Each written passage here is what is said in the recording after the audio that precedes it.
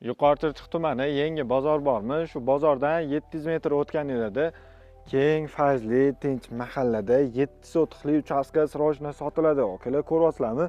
Oldida o'zini zaxvat joylari bor. Ichkari tarafini ko'radigan bo'lsak, to'g'ri to'rtburchak yer maydoniga joylashgan bo'pti. Bu yerda alohida bino bo'ladigan bo'lsa, kiraverishda o'ng qo'lda binolarimiz bor. O'ng qo'lda bino ko'radigan bo'lsak, bu yerda 4 ta 5 ta xonalari bor, remontlari o'rtacha holatda kelib bemalol yashasanglar bo'ladi. Ba'zilari zal ko'rinishda, ba'zilari yotoqxona ko'rinishda. Chap qo'ldagi binoni ko'radigan bo'lsak, chiqqaninglarda katta keng tapchani joyi ko'rishimiz mumkin.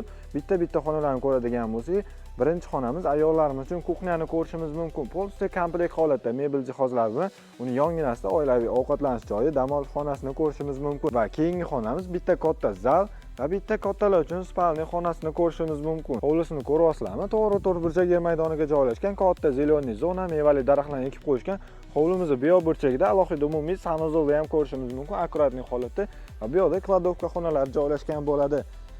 Yangi bozor bo'pti, akalar, Oriented. Yangi bozordan 700 metr o'tganligida joylashgan bo'pti. Umumiy 7 sotix plus 7 xona plus oshxona bo'pti. Egalari $120 ming so'rashyaptilar. Kelishiladigan joylar bor, pastda egalar nomer